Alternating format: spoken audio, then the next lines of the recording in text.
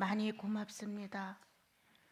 주께서 지으신 하루가 마감을 하고 저희들 단정히 앉아 말씀을 듣습니다.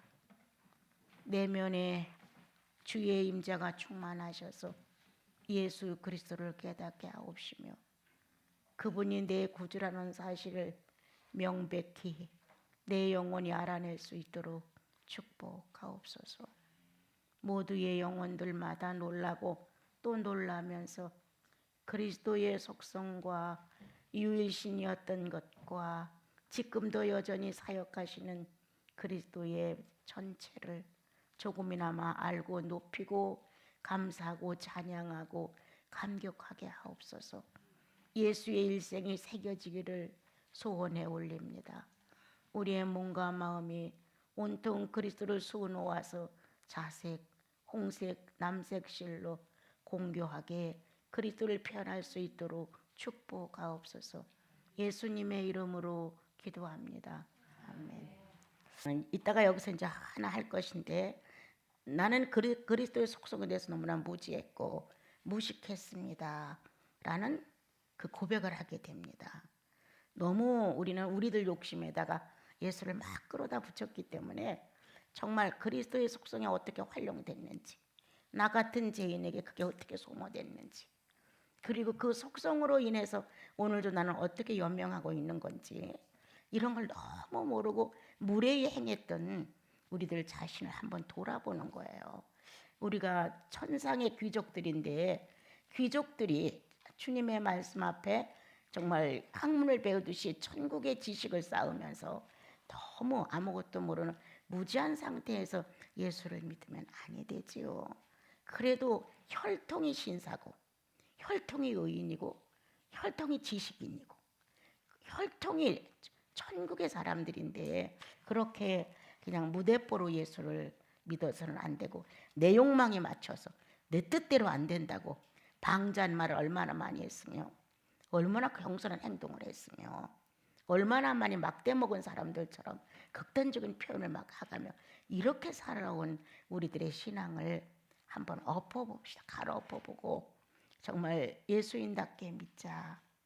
예수인답게 기도하자. 예수인답게 생활해보자. 이런 모습이 누가 보더라도 정말 예수인다운 어떤 법도가 있고 예수인다운 능력이 있고 예수인다운 지혜가 있고 뭔가 예수인다운 감동력을 줄 수 있는 그러한 예수인이 되어야 합니다. 예수 믿는다는 우리들의 신앙생활이 천천만만으로 숫자가 많아도 정말 예수와 관계된 자는 얼마나 될까? 참 이런 마음이 들어요. 얼마나 우리들 개인 생활에다 필요한 존재로 불러다가 해결서의 한 사람으로 높여놨지. 정말 영생을 확신시키고 그 나라를 준비해 놓으시고 자기의 전부를 내 속에다 다 양도하신 그분을 우리는 너무 모르고 있는 것 같아요. 그래서 이제 우리는 기도를 조금 업하자, 바꾸고 높여보자. 그래서 여태까지 기존에 믿었던 그런 방식으로 막 부르짖으라고 그러고 때를 쓰고 불량자처럼 행동을 하고 이렇게 고귀한 그리스도의 희생 앞에 뭐가 그렇게 필요해서 아우성을 치면서 우리는 그렇게 믿어야 했는가 이렇게 한번 돌아보면서 오늘 그리스도의 속성에 대해서 성자 아까 너무 급해가지고 성부를 한꺼번에 마치려니까 좀 빠른 속도로 나갔습니다. 근데 지금 이제 성자 예수 그리스도의 성자의 속성에 대해서 이제 차근차근 이제 우리 배워가 봅시다. 그리고 배운 대로 여러분들 기도를 바꾸십시오. 이제 아름답다 예수여 나의 좋은 친구. 얼마나 예수에 대해서 노래할 게 많아요. 얼마나 예수님에 대해서 고백할 게 많아요. 얼마나 예수님에 대해서 감탄과 감사와 감격의 글이 얼마나 많아요. 그죠? 이렇게 내 영혼 안에서 그리스도 성자이신 예수 그리스도의 속성을 놓고 한번 그렇게 살아봐라. 뭘 주십시오, 이루십시오, 응답하십시오 이렇게 하지 말고. 그래서 우리들은 어떻게 보면 거지 같은 습성을 갖고 사는 것 같아요. 이제 우리는 왕 같은 제사장으로서 권위를 가지고 주님이 해놓으신 많은 것들을 감사하고 또 주님 앞에서 그것을 활용하고 30배, 60배 이자를 남기고 이렇게 멋있는 예수인들이 됐으면 참 좋겠습니다.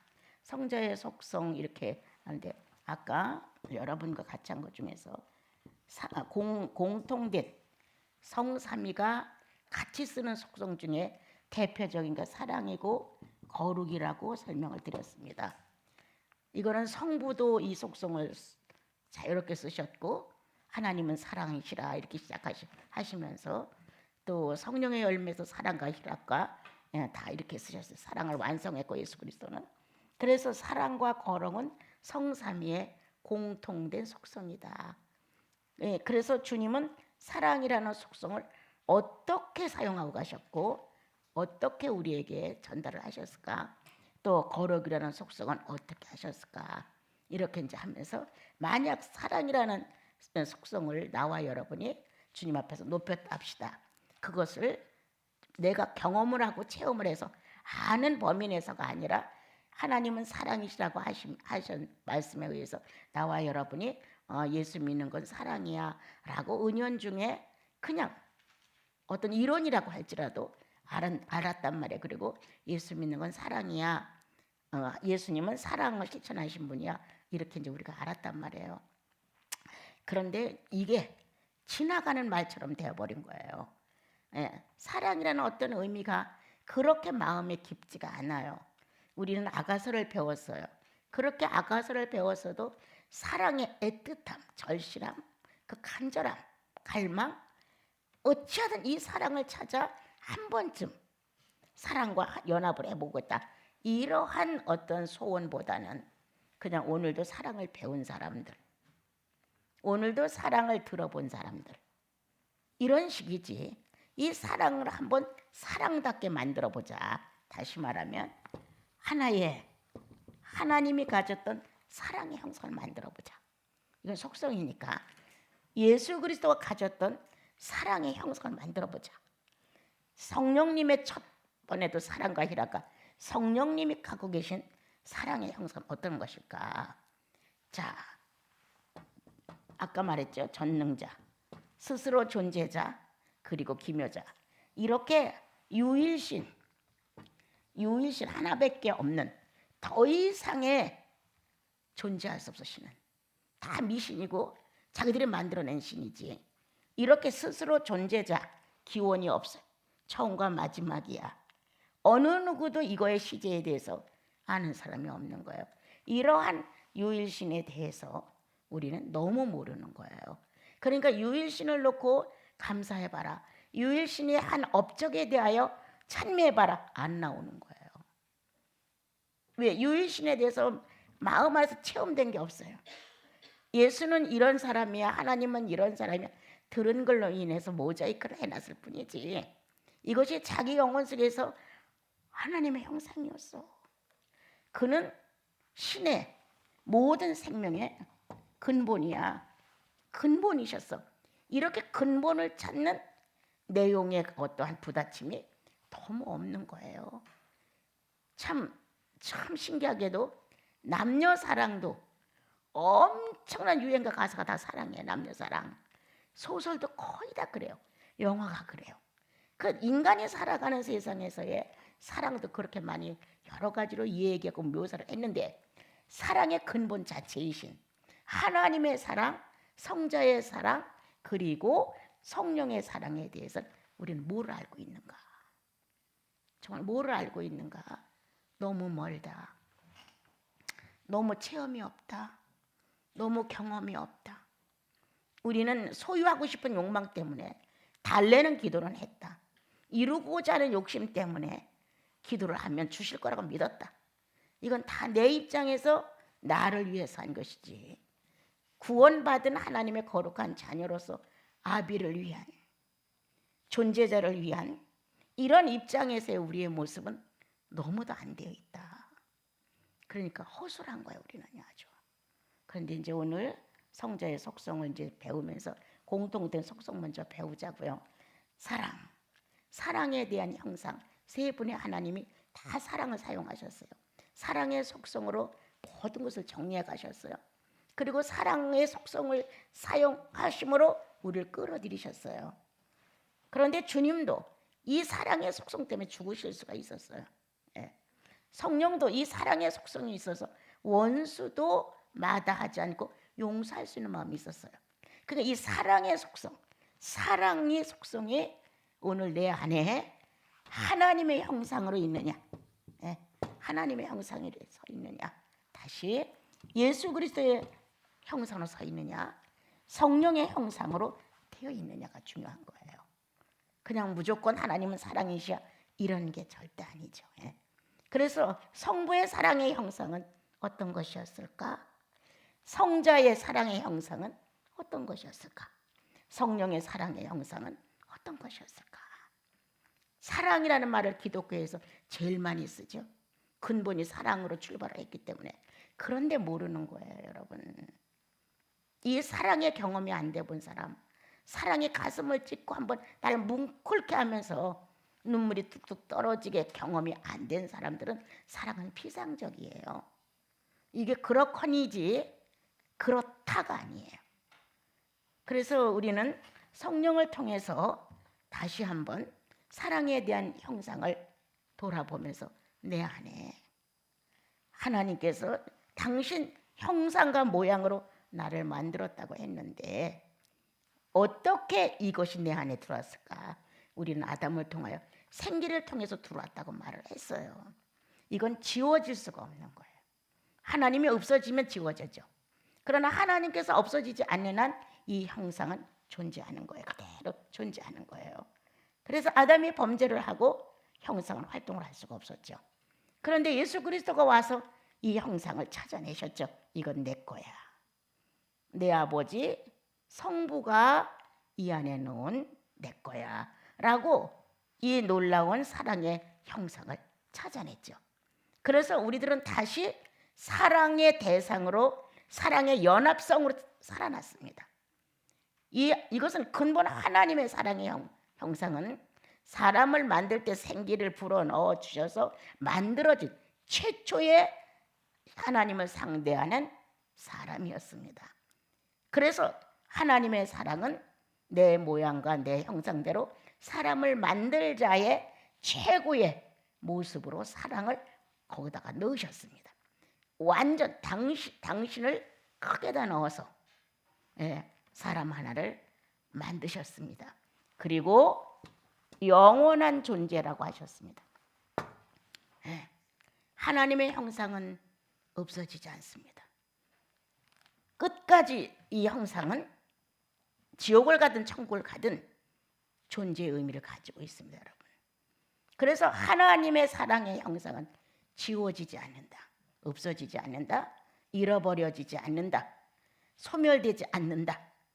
이 존재는 영원하다는 거예요. 막 이뻐 좋아 이런 사랑이 아니에요. 당신의 실존을 형상화한 거예요. 보이지 않는 당신의 실존을 보이는 모습으로 형상화시켰다는 거예요. 그게 사랑의 성부의 사랑의 형상이에요. 이렇게 보이지 않는 하나님 자신을 보이는 사람에게다가 실존을 옮겼어요. 나타냈어요. 그래서 이와 같은 것은 이 사랑의 형상은 성부의 사랑의 형상이에요. 그럼 이제 성자의 사랑의 형상은 어떤 것이냐? 이제 덮어져 있었어요. 그런데 당신이 희생함으로 와서 나를 다시 찾아내셨어요. 찾아내서 하나님의 형상과 모양을 회복시켜 주셨어요. 잃은 자를 다시 찾은 거예요. 회복이에요. 성자의 사랑의 형상은 회복이에요. 아담을 다시 찾아내는 거예요. 확신하는 거예요. 이거는 다른 사람 만질 수 없어요. 오직 그리스도만이 이걸 만들 수 있는 소유권이 있어요. 예수 그리스도는 죄인을 위해서 보내심을 받은 분이에요. 그래서 소유권이 있어요. 모든 죄인을 다 예수 믿게 할 수 있을 만큼 확실한 속죄죄가 용서되는 것이에요. 그래서 소유권이 있는 거예요. 그것이 성자 예수 그리스도의 사랑의 형상이다. 그것이 바로 예수의 사랑이라는 속성의 역사다. 그럼 나는 누구냐? 그분의 소유다. 내 사랑은 내 속에서 오늘도 너는 예수 그리스도의 것이야. 그분이 회복을 했어.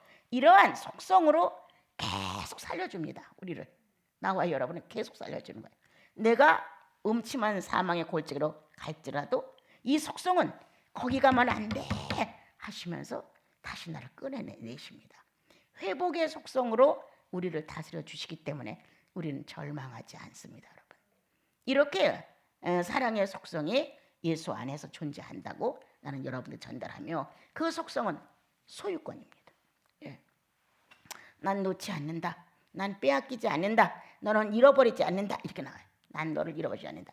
너를, 난 부모도 너를 잃어버릴지라도 나는 너를 놓지 않아. 결코 빼앗지 않아. 내 아버지는 만유보다 크심에 아무도 내 손에서 빼앗을 자가 없어. 이건 소유권입니다, 여러분. 그래서 우리는 그의 소유된 백성이라는 이름을 가졌습니다. 그거는 뭐냐? 주님의 그리 성자의 사랑의 속성이라는 거예요. 그 형상이 우리 안에 있다는 거예요. 예, 사랑의 형상이. 자, 그다음 이제 지금 성령은 아니니까요. 그다음에 그 속성 중에 하나가 거룩이라는 거예요. 예, 아버지 하나님의 속성이 거룩이에요. 그래서 아까도 말했죠. 죄가 머물러 있을 수 없다. 거룩한 속성은 죄를 토해낸다. 그리고 이질 물질이 들어오면 반응한다. 너는 여기 자격이 없어. 여기에 머물러 수 없어. 너는 여기에 존재가 아니야. 라고 죄를 쫓아내요. 그 쫓아내 버리는 것이 우리들에게는 회개라고 한다. 잘못을 뉘우치고 반성하고 정말 다시는 이런 짓은 하지 말아야지 하면서 자기의 자세를 지킨다는 거예요. 그래서 이 거룩성은 우리들의 근본 유일하신, 유일신과의 격을 맞추고 질을 맞춰주는 거예요. 격과 질을 맞춘다. 거룩성은 격과 질을 맞춰주는 거예요. 우리의 근본이신 신적 하나님이라는 하나밖에 없는 아버지 하나님의 유전자를 가지고 우리가 지금 받았는데, 이 기업이, 이 유전자의 이 놀라운 기업이 격과 질이라는 거예요. 이 격과 질을 우리 안에 넣으신 거예요. 그래서 하나님은 이것을 창조하실 때 격과 질을 거룩성이라는 신성에다가 맞춰주신 거예요. 그런데 이제 우리들이 이제 아담이 범죄함으로 인해서 격과 질이 발휘를 못하게끔 되어 있었어요. 그런데 예수 그리스도가 오셔서 죄를 용서해 주시면서 격과 질을 다시 가동을 시켰어요. 하나님을 본받아라, 예수를 본받아라, 성령을 쫓아 행하라. 이게 성경에 다 있는 말이에요. 그리스도를 본받아라, 그리스도와 같이 되라, 예, 성령과 함께 살아라, 성령과 함께 행하라. 다 이렇게 되어 있어요. 그래서 거룩은 하나님의 거룩한 속성, 격과 질을 같이 맞췄다. 아들이라는 유전자의 격과 질이 거룩의 속성이다. 이 거룩한 속성을 우리는 그냥 묻어놓고 있었는데 예수님이 와서 땅땅 두들겨서 문을 여시고 죄를 용서해 주는 그 순간 격과 질이 활동했다. 예, 죄를 용서해 주는 순간 묶였던 쇠사슬이 풀렸어요. 풀리면서 격과 질이 활동을 하기 시작을 했어요.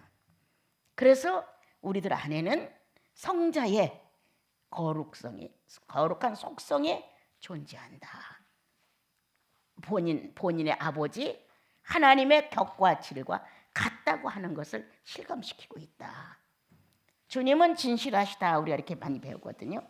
하나님께서 나는 진실해, 나는 성실해, 나는 신실해, 이런 말씀을 하셨단 말이에요. 그러면 하나님이 진실하시면 예수님도 진실하신 거예요. 하나님도 진실하시고, 그럼 성령님도 진실하신 거예요. 그렇겠죠, 여러분? 예. 그럼 거짓이 활동할 수 있겠는가? 이 속성에 대해 여러분들이 감사하고 타격을 못 받았기 때문에 자꾸 거짓말하는 거예요. 예. 상대가 싫다고 하면 조금은 쭉 움츠리면서 안 하려는 어떠한 태도가 있어야 되는데, 상대가 싫다는데도 내가 좋아하는 건 다 발휘하고 싶은 거예요. 이거 뭐냐?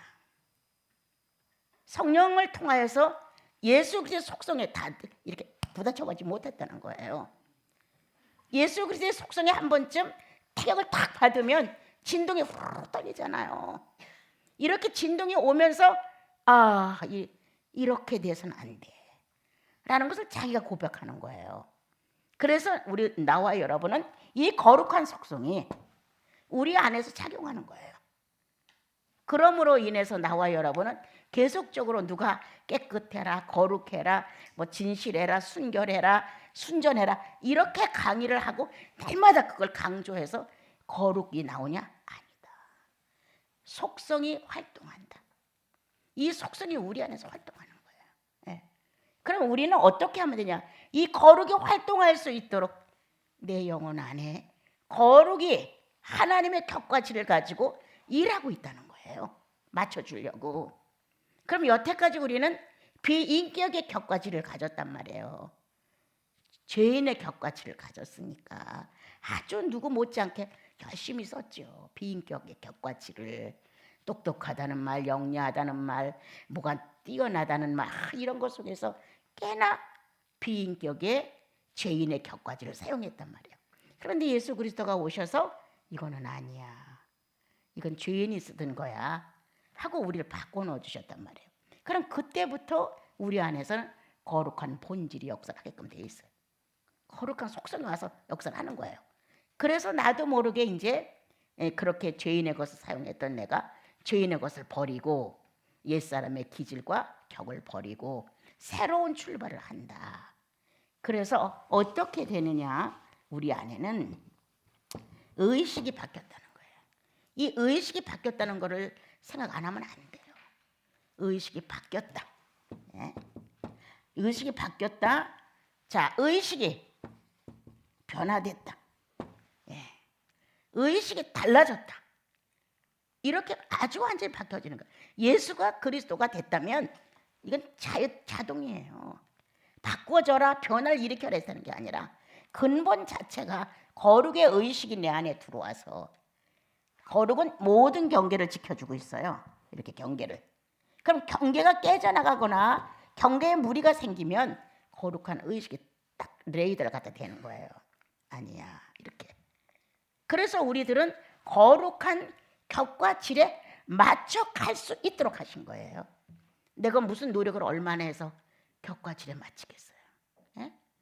인간은 못 맞춰요.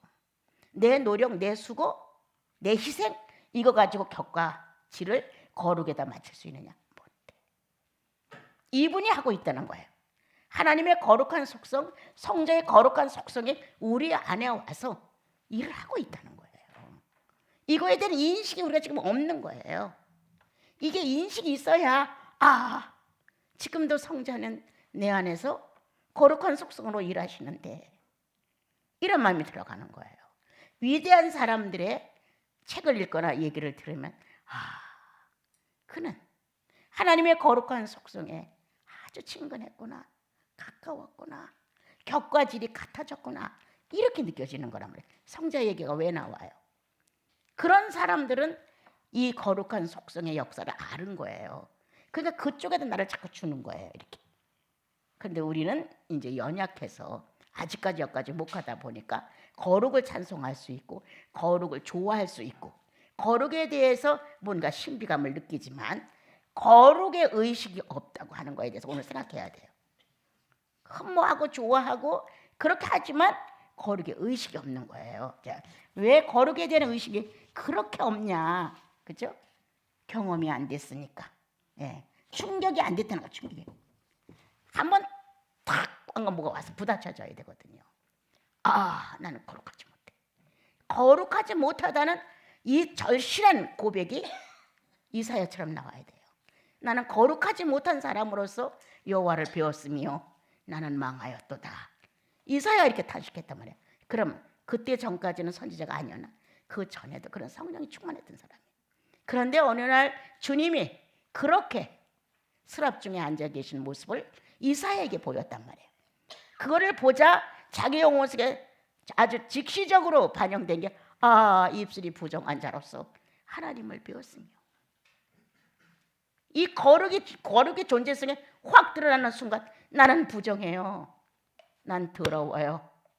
나는 악해요. 나는 부정해요. 이렇게 했단 말이에요. 충격을 받는 거예요. 우리가 예수 믿어가면서도 이 거룩한 속성에 충격이 안 오면 얼마든지 위선을 떨어요. 얼마든지 자기의 입장을 위해서 거짓의 자리를 딱 잡아요. 얼마든지 잘난 척할 수 있어요. 그래 우리는 성자의 거룩성에 충격을 받지 못한 데가 아닐까. 거룩을 얘기하고 거룩에 대해서 낱말 뜻은 이해할지라도 실제의 거룩에 신앙 안에서의 하나님의 거룩성, 성자 예수의 거룩성에 나는 경험이 없구나. 나는 참으로 무식하구나. 나는 무지하구나. 그러므로 나는 한 번도 거룩하지 못한 나를 충격받아 회개해 본 적이 없다. 이런 사람들도 여기는 있을 것 같아요. 예. 이 거룩성의 충격을 받게 되면 얼마나 내가 지저분한지, 얼마나 불결하고 얼마나 더러운지 정말 어떻게 알 수가 없어요. 예. 그래서 입이 다물어져 유구무원이에요. 누가 어떻더라 이거 다 괜한 말이에요. 내가 나를 보니 엄청 부정한데 그렇게 할 시간이 어디 있어요. 그 잡다한 말을 왜 하고 살겠어요. 그래서 이제 이 세 분의 똑같은 공통된 속성은 사랑이다. 그리고 거룩이다. 이 두 가지를 놓고 성자의 속성으로 놓고 성자의 사랑으로 놓고 이 속성에 대하여 나는 충격을 받아봤는가. 이 속성에 대하여 정말 눈물겹게 높은 찬양을 부르면서 당신의 사랑에 대하여 난 얼마만큼 알고 있다고 주님 앞에서 신실한 모습을 보였는가 드러냈는가. 또 내가 얼마만큼 사랑이 없는 사람인가를 나는 경험하고 있는가. 이렇게 한번 사랑과 이 거룩에 대한 공통된 속성을 놓고 지금 우리가 자신들을 보는 거예요. 그럼 여러분들은 스스로 평가합니다. 사랑의 속성에 대하여 거룩의 속성에 대하여 나는 무지합니다 라고 나올 수가 있어요. 자, 100% 무지 안 하지만 나는 주여 무식합니다 라고 나올 수 있어요. 지금 내가 좀 무식합니다. 아니면 난 무지합니다. 경험에 대해서 전혀 아닙니다.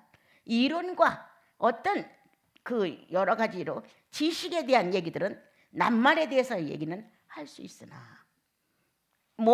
영혼의 몸체, 영체가 하나님의 사랑을 경험하거나 거룩성을 경험하는 것은 죄가 없나이다. 이렇게 고백할 수밖에 없을 수도 있어요. 그래서 오늘은 여러분들이 성자의 속성 중에 사랑과 거룩을 놓고 주님 나는 정말 사랑의 속성에 대면을 해봤나요? 나는 충격을 받아봤나요? 그런데 충격을 받아봤는데 아직도 싫다 좋다. 자, 싫다 좋다가 너무 명백히 드러나느냐? 충격이 아니었겠지 그러면. 예, 싫다 좋다가 밉다, 그죠? 예, 밉다 사랑한다가 이렇게 두 가지로 분리되어서 나오는 사랑이라면 속았다. 이 사랑의 충격을 받으면 좋다, 싫다, 밉다, 사랑한다는 감각이 그렇게 아주 노골적으로 흑백 논리로 쓰지 않습니다. 흑백 논리로 안 써요. 우리는 죄인의 판단력이 강하기 때문에 흑백 논리로 정확하게 쓰게 되죠. 이렇게 서 있는 이 감정이 없다는 거예요. 예. 그래서 사랑의 충격을 받지 못한 사람들이 아직도 사람과 사람 사이에 이어지지 않고 늘 전쟁이 오간다는 거예요. 예, 전쟁이. 뭔가 불쾌한 감정, 대립되는 감정, 뭔가 서로 맞서는 감정, 뭔가 소리를 질러야 되고 뭔가 서로가 네가 잘했어 내가 잘못해서라는 걸 꼭 따져서 밝혀야 되고 이런 사랑의 충격을 받지 못한 나는 전쟁하고 있다 오늘도. 이게 바로 내가 아닌가. 그렇다면 하나님의 거룩한 속성, 성자의 거룩한 속성의 사랑은 내가 입으로만 말한 것인가? 찬양으로만 예배를 드린 것인가? 떠돌아다니는 낱말에 불과했는가? 아니면 내가 구속을 받을 때, 죄를 용서받을 때, 그때 사랑의 어떤 감각이 나를 휩쓸어왔다. 그때 한번 뭔가 내가 그리스도 앞에서 죄를 용서받고 하나님의 자녀로 태어난다는 그때 한순간에 자그마한 전율이 사랑이라는 의미를 가지고 나를 스쳐 지나가는 것, 내가 감각한 것은 아닐까? 있을 수 있어요. 그게 충분히. 나 같은 게 뭐라고? 하나님 날 사랑하셔서 예수 그리스도 십자가에 못 박고 나를 구원했을까? 이러한 음식이 지나간다는 거예요. 그러면 사랑은 이미 나를 한번 덮고 갔어요. 덮어준 거예요. 이제 우리는 사랑으로 깨어나면 되는 거거든요. 그래서 기도를 할 때, 이제 지금 우리가 다 같이 기도할 시간이 없으니까 기도를 할 때 사랑은 내가 얼마나 무지한지 고백을 하는 거예요. 주님, 내가 사랑에 대해서 알지 못합니다. 내 경험은 너무 미소하고 나는 짧습니다. 그러나 성자 예수 그리스도가 사랑을 완성시키기 위해서 오신 거에 대해 감사합니다. 사랑을 확실하게 하나님 앞에서 증명한 것을 감사합니다. 나 같은 자를 구원하신 사실을 볼 때 성자의 사랑은 확실했습니다. 이렇게 성자가 사랑을 실천한 것에 대해서 감사와 감격의 기도를 올려라. 성자 예수가 사랑을 실천한 거에서, 사랑이라고 선포한 것은 하나님이시고 이거를 실천한 것은 예수님이에요. 그러니까 예수 그리스도는 사랑을 실천하신 분. 고맙습니다. 감사합니다. 주님, 내가 찬양 드려요. 이러면서 하나님의 사랑을 실천한 예수 그리스도 찬양 받으소서. 하나님의 사랑을 완성시킨 예수 그리스도요, 내가 찬양에 올립니다. 이렇게 기도를 하는 거예요. 그리고 여러분들이 하고 싶으면 내 구주 예수를 더욱 사랑, 엎드려 비는만 들으소서. 내 진정 소원이 내 구주 예수를 더욱 사랑. 이제 더 다시 한번 사랑의 감격을 일으키는 거예요. 내 안에서. 사랑아, 하나님의 사랑아, 성자 예수 그리스도의 사랑아 라고 말하면서 내 안에서 사랑의 의식을 일으키는 거예요. 이렇게요. 그래서 나와 여러분은 사랑의 시가 있고 사랑의 찬미가 있고 사랑의 감사가 있고 이런 것들이 다시 한번 우리 안에서 맴도는 거예요. 그래서 사랑의 훈기가 가슴에 들어와야 변화가 일어나는 거예요, 여러분. 그래서 이 사랑의 속성에 대하여 감사해라. 사랑이 어떻게 완성되었는지 여러분들 너무 많이 들었죠?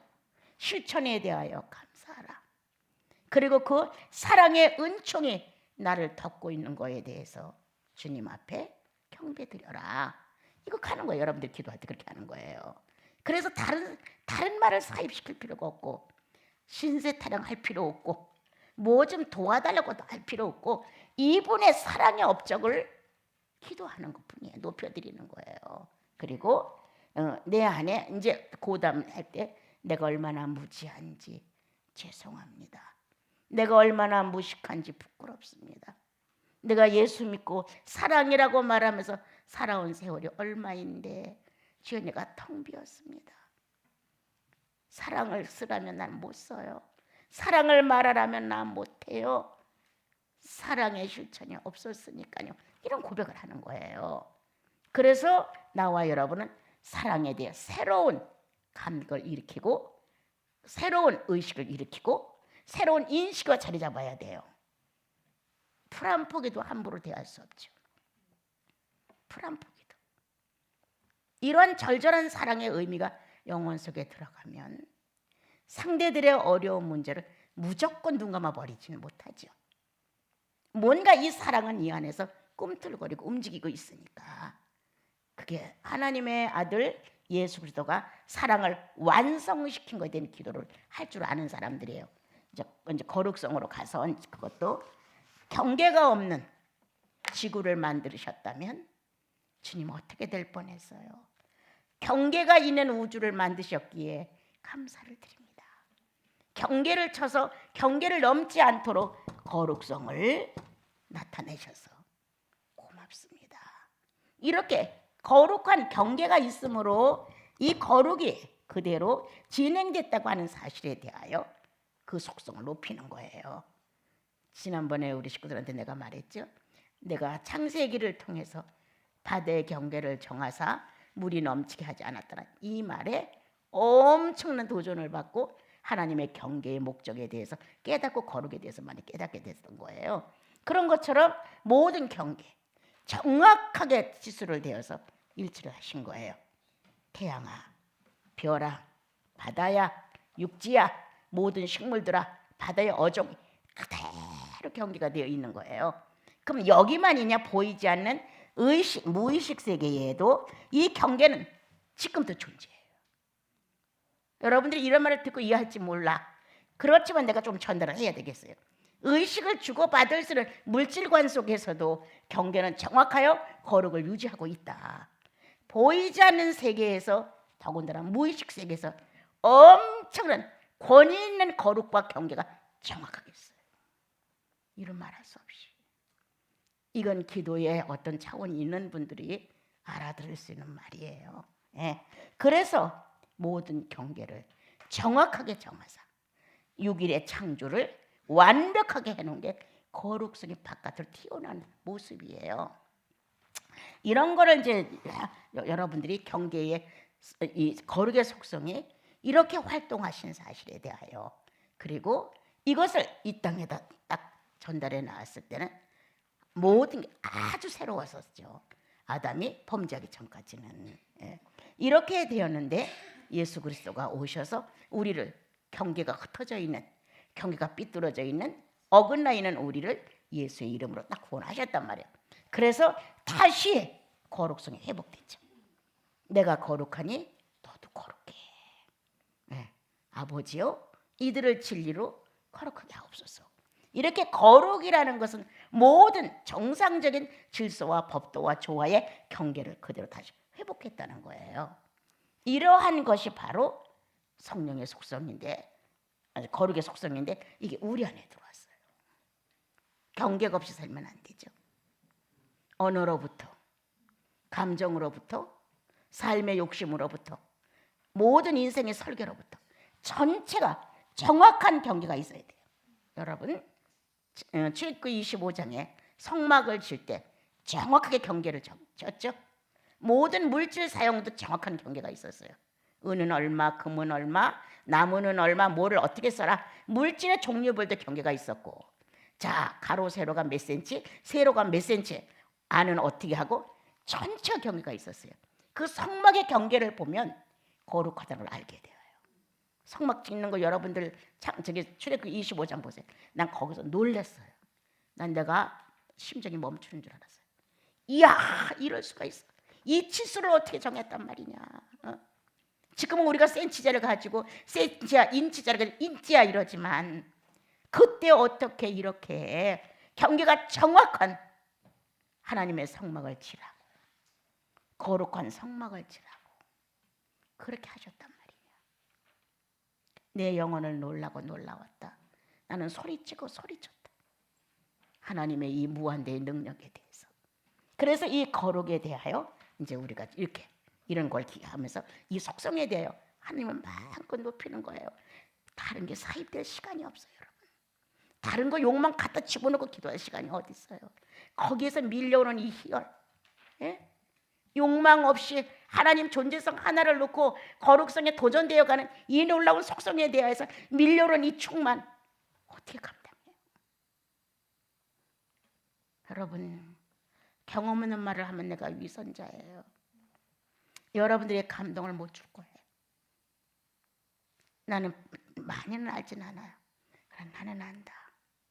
하나님의 속성이 한번 사로잡을 때마다 나는 내가 없어졌나 할 정도였다. 그 속성은 얼마나 나를 덮어오는지, 두려웠던 이성 속에, 분명한 현실 속에 흐려지거나 뭐 그럴 거야 안 그럴 거야 절대 안, 정확한 명료한 뚜렷한 내용을 갖고 그 속성들이 밀려오므로 나는 너무 충만했다. 내 자신이 충만한 게 아니라 그 자체가 충만한 거예요. 그래서 성막을 짓는 거룩한 성막의 경계를 쳐주는 자료와 그리고 그 설계도에 대해서 난 놀랐어요. 하나님이시니까 할 수 있었어요. 하나님이시니까 할 수 있었어. 이 하나님을 나는 어떻게 표현해야 돼요? 이 하나님은 나를 어떻게 얘기해 드려야 돼요? 막 그러고 소리쳤잖아요. 그런 것, 그렇게 기도하는 것이다. 그리고 이와 같은 속성으로 지금도 나를 다스려 주시니 내가 자그마한 회개라도 할 줄 압니다. 이런 속성으로, 거룩한 속성으로 나를 터치해 주시니 평생 용서를 빌어보지 못한 내가 무릎을 꿇고 용서를 빌었습니다. 위대한 속성이요, 거룩한 속성이요 라고 나도 모르게 가슴에서 뭉클뭉클 되잖아요. 얼마나 더 충만할래요? 그러고 나면 아무것도 욕심이 없어요. 모든 의식이 다 잠을 자는 것 같아요. 죄인으로 활동했던 의식들이 다 고개를 숙여줘요. 주님을 만난 속성 때문에. 그래야 어떻게 내가 내 자아를 죽일 수가 있단 말입니까, 여러분? 이 시간 잠깐 이렇게, 잠깐이에요, 여러분. 사랑의 속성에 대하여 감사해보자. 거룩한 속성에 대하여 잠깐 감사해보자, 이 시간. 네. 자, 그대로 내가 여기에 부딪혀 보지 못했지만 지금 말씀을 들으면서 사랑의 속성에 감사하며 이 사랑이 해놓으시는 이 업적들을 내가 참으로 몰라 죄송합니다. 이렇게 주님 앞에 한번 이 속성을 놓고 기도해 보자고요. 잠깐 합시다.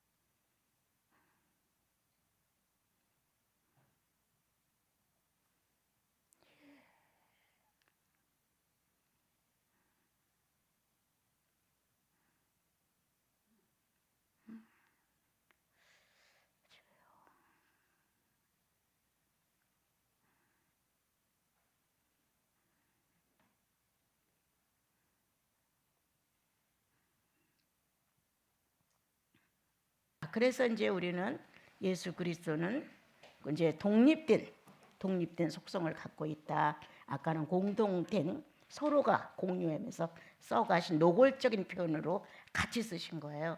근데 이제 지금 아까 낮에 한 성부의 속성은 성부의 이름으로 쓰신 거예요. 근데 지금 하는 건 성자 이름으로 쓰신 거예요. 그는 희생이었다. 그의 속성은 겸손이었다. 그의 속성은 존중이었다. 자, 이 안에 순종이란 단어를 넣어줄게요. 자, 아주 많아요. 그렇지만 대표적인 것, 여러분들 그 전에 여기를 자주 다녔던 으로 아는 내용이지만 이제 이거 속성에 그냥 했으니까 희생의 속성, 예수 그리스도의 속성은 희생이었다는 거예요. 희생을 하신 업적에 대하여 여러분들 써봐라 그러면 나올 수가 있어요. 어떻게 진리이시고 하나님이신 그분이 당신을 축소하여 사람의 몸으로 왔단 말이냐. 그 속성은 얼마만큼 희생을 하기 위해서 말씀이 육신되어 오셨단 말이냐. 큰 속성이에요. 예. 희생의 속성. 죄인의 한 사람으로 아담의 모습을 갖고 유한의 세계에 오셔서 유한으로 죽음까지 가셨다는 거예요. 희생은 이렇게 또한 죄인들을 위해서 값없이 당신 자신을 버렸다는 거예요. 이런 모든 예수 그리스도의 일생의 희생의 속성을 우리는 주님을 높이는 거예요. 그렇게 하신 당신을 찬송합니다. 그렇게 하신 당신을 내가 높여드립니다. 그렇게 하신 당신 앞에 내가 무릎을 꿇습니다. 그렇게 하신 당신 앞에 나는 나의 마음을 지금 헌신합니다. 이렇게 뭔가 희생으로 우리에게 공로를 세워주신 주님의 속성의 희생을 놓고 나는 그분을 한껏 높여본다. 내가 할 수 없는 그것들을 그런 희생으로 모든 걸 마감하셨다. 그래서 이 희생을 놓고 성자의 속성 중에 독립적으로 자신 있게 쓰신 희생, 말씀이 육신 되어 오신 것, 자신을 낮추어 아담의 형상으로 오신 것, 더 낮추어 십자가에서 사형수로 죽으신 것, 이러한 희생의 속성을 마음껏 높이다 보면 자기한테로 은혜가 오는 거예요. 나같이 벌레 같은 거 하나 살리기 위해서 그렇게 하셨단 말이에요. 내가 뭔데 값진 당신이 희생을 했어요. 나는 당신이 희생이 하나도 없는데 막 희생, 나를 놓고 희생한 그분이 막 절감이 되어오는 거야. 그 영혼 안에 어떻게 그러실 수가 있어요. 막 이렇게 하면 그러다가 엉엉 우는 거예요. 아버님, 성자 예수의 속성은 하찮은 나를 위하여 그렇게 했는데 나는 그분을 사랑하지 않습니다. 나 어떻게 해야 합니까? 라고 뭔가 자기의 고백이 막 쏟아지는 거예요. 누가 회개하래서 하는 거예요, 여러분. 그분의 속성이 내 영혼을 건드리고 침례에 탁 들어오는 순간 내 영혼이 놀라는 거예요. 나는 거짓, 허위, 1개 해놓고 5개 해놓은 척한 나, 조금만 손해보면 부들부들 떠는 나, 이 예수의 희생 앞에 막 욕망이 막 부서져 나가는 거예요.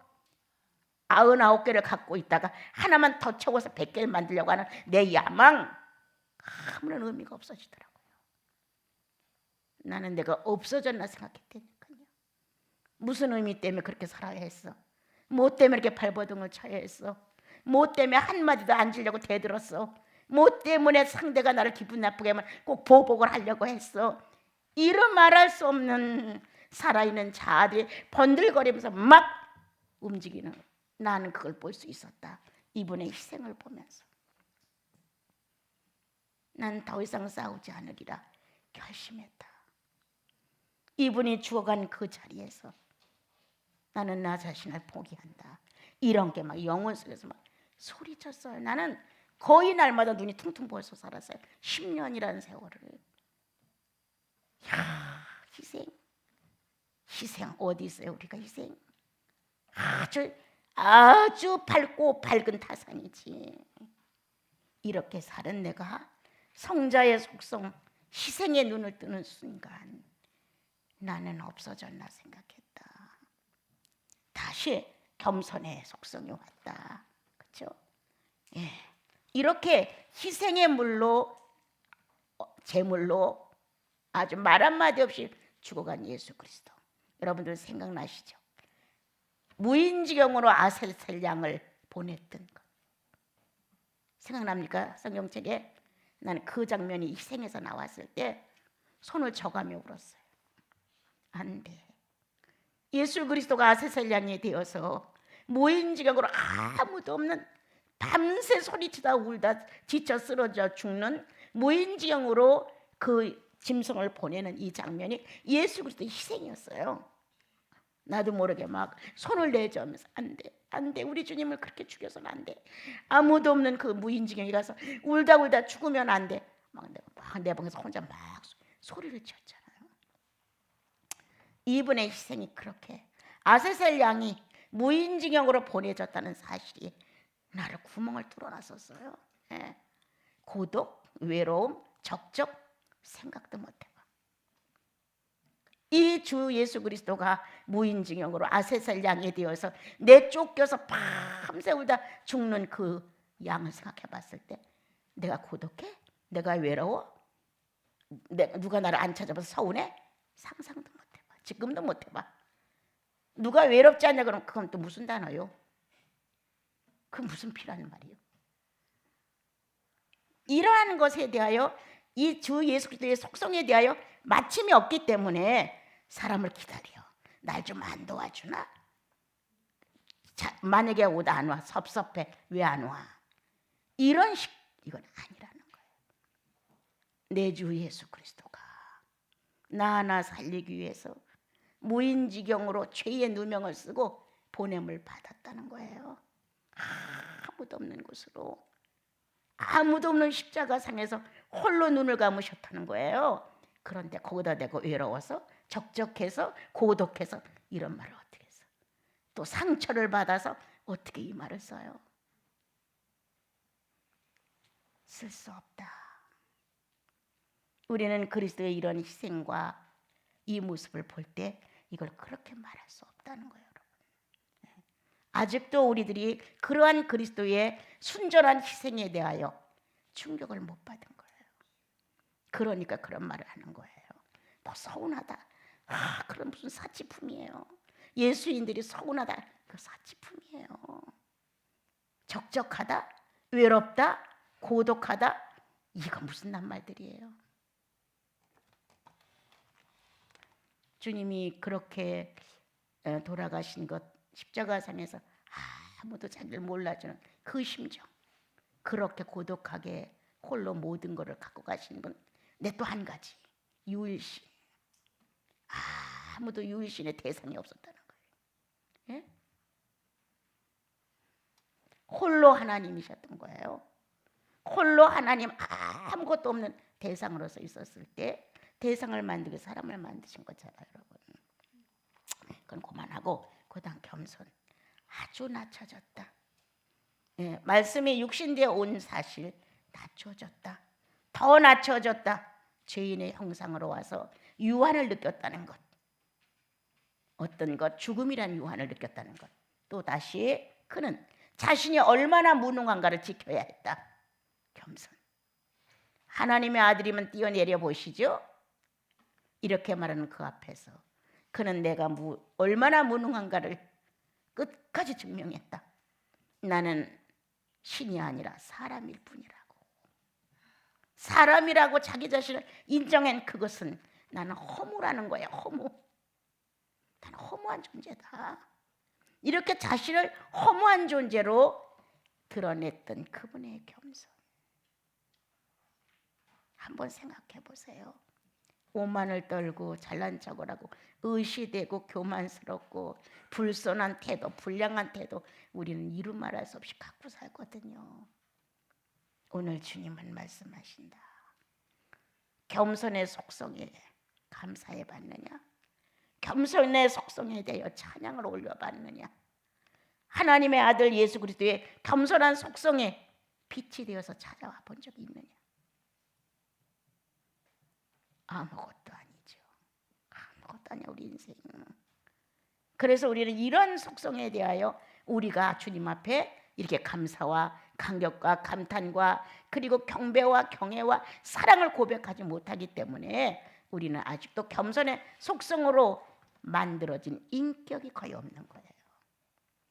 잘못하면 금방 삐지고, 금방 자기가 인정 안 받았다고 억울해하고 분해하고, 참 이거 진짜 인간 별것도 아닌데 그렇게 겸손이 속성이 나에게 효력이 없어서 나는 사람들 중에서 으뜸이 되고 싶은 거예요.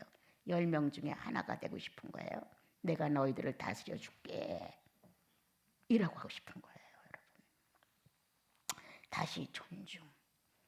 하나님의 아들이실지라도 그가 순종을 배워서 의롭담을 입었느니라고 기록하셨습니다.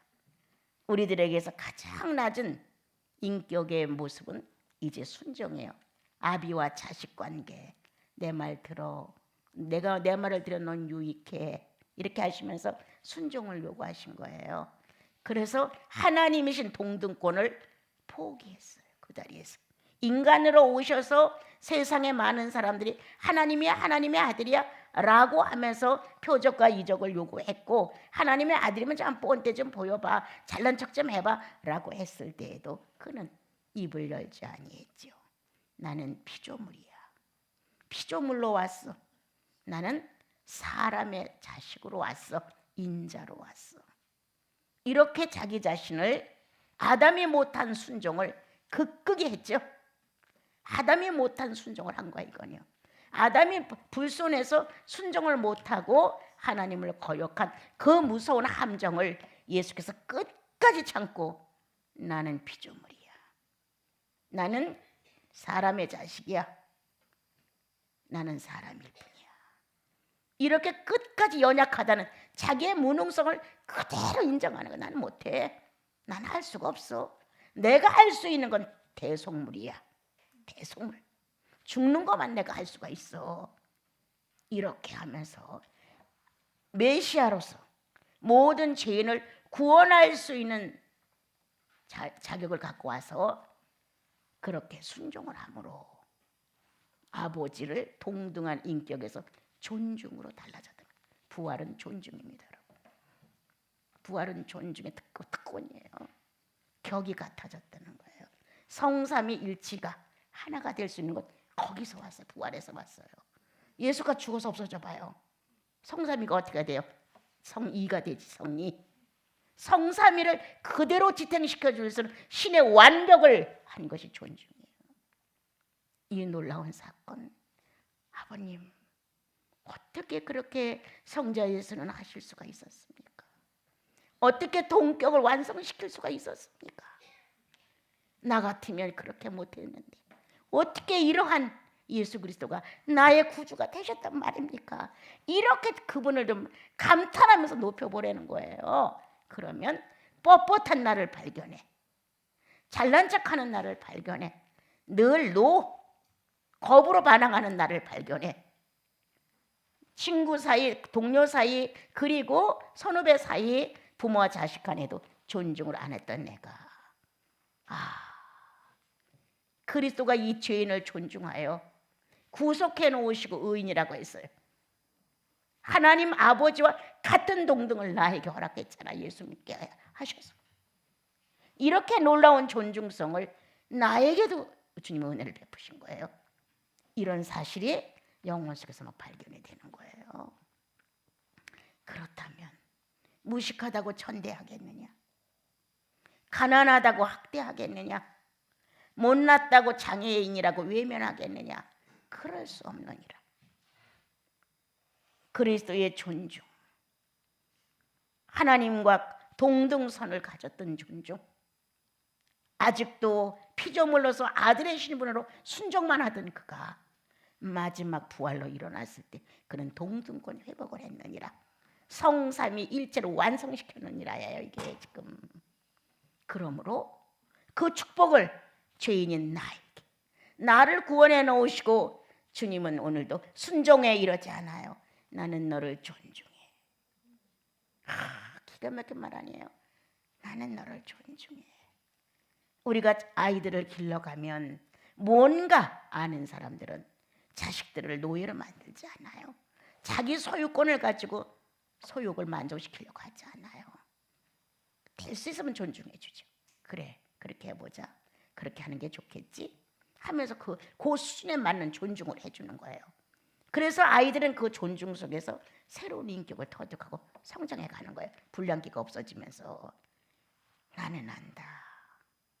이 못된 기질의 나를 존중한 예수를. 나는 안다. 장애인으로서의 비굴하고 비열하고 정말 열정적이고 자악하던 나를 존중하신 그분에 의해 내가 씻기워졌다. 나 예수 믿고 달라진 거야. 아무것도 부럽지 않다니까요. 이분의 존중. 언제든지 존중으로 찾아와 어깨를 툭툭 치면서 할 수 있어. 이렇게 물으셨다. 내가 모든 걸 다 버리고 집을 나올 때도 할 수 있느냐? 이렇게 물으셨어요. 할 수 있어요. 나사로도 문전해서 얻어먹으면서도 성령 충만했는데 나도 할 수 있어요. 정말 할 수 있겠소? 라고 2번 물으셨어요. 나 집 나와도 나 살 수 있어요. 그리고 엄마가 울고불고 하면서 못 나가. 네가 나가면 그 지대에 누가 너를 밥 주고 누가 너를 빨래해주고 누가 너 오강을 부셔주냐 하면서 엄마가 막 붙들고 그러는데 엄마 난 가야 돼. 주께서 원하시는 뜻을 위해서 난 가야 돼. 엄마 난 이래도 갑니다. 그리고 뿌리치고 나온 게 나였잖아요. 여러분, 그 장면을 하늘에서 봤죠. 주님은 존중, 그는 나를 존중해 주셨다. 너는 할 수 있어라고. 나는 그 존중에 늘 예라고 했고, 못하면 기다려주세요. 내가 잘못되면 기다려주세요. 그때 나에게 힘을 좀 보내주세요. 이러면서 난 이 존중에 맞는 나의 모습을 조금은 키워갈 수 있었다. 그렇지만 그 존중이 내가 그렇게 보답을 했건 결코 아니고 그분의 존중이 너무 큰 거예요. 여러분, 그 존중의 인격이 내 속에서 한 형상이 되었을 때 사람들이 이 병신을 좋아하는 이유가 뭡니까? 예? 이 병신 보잘것없는 아무것도 아닌 나를 애기들까지도 좋아하는 이유가 뭡니까, 여러분? 예수의 인격이에요. 내 건 없어요, 여러분. 이렇게 존중의 인격이 내 영혼을 사로잡아 수없이 울었던 눈이 날마다 퉁퉁 붓죠. 그래서 우리 드보라님이 아유 궁상스러워, 구원받은 자가 맨날 왜 저렇게 울어? 이러면서 악을 쓴 적이 한두 번이 아니었어요. 예. 여러분, 예수의 속성, 정말 이 속성이 내가 잘해서 이루어진 게 아니라니까, 속성을 깨닫고 눈물을 흘리면서 이 속성을 인정한 거예요. 이게 충격이 오니까 눈물이 안 날 수가 없는 거예요. 그러면서 나는 그때 높였다. 마음껏 높였다. 내 구주 예수를 얼마만큼 높일 수 있냐면 지칠 만큼 높였다. 나는 이번에도 이제 수사님들이 순례길 떠날 때 지치도록 사랑해라. 지치도록. 나는 주님을 지치도록 사랑하고 싶다. 지금 이 나이에도 뭔가 조금만 내 건강이 허락된다면 나 지치도록 사랑하고 싶다. 지치도록 울었다. 이 그리스도의 속성에 대하여 내 영혼이 놀랄 때마다 난 지치도록, 아주 지치도록, 기진맥진 예수, 그분은 살아계십니다. 어제나 오늘이나 동일하십니다. 예수님을 업신여기지 마세요. 눈에 안 보인다고 그렇게 함부로 대하는 것 아니에요. 그분은 살아계셔서 무공간 무시로 우리와 함께 살고 계셔요. 그런데 그렇게 함부로 주님을 취급하는 것 아니죠. 오늘 여러분 이렇게 성자의 속성을 가지고 기도할 때 쓸데없는 할 필요 없다. 이 속성에 대하여 마음껏 감사해봐라. 그 속성에 하신 일들을 다 열거해봐라. 다 나열해서 한번 그 공적을 높여봐라. 얼마나 내 영혼이 좋아하는지. 그래서 나와 여러분이 실속 있는 기도자들, 실속 있는 기도의 내용, 정말 성령이 막 폭발처럼 역사할 수밖에 없는 거예요, 여러분. 이런 게 영혼 속에 밀려와서 이거를 놓고 주님을 높이고 여기서 나를 회복하고 내가 통회를 하는데 성령이 어떻게 충만을 안 입혀요? 예? 입히지 말래도 입혀요. 그래서 나와 여러분의 사욕이 떨어져 나가요.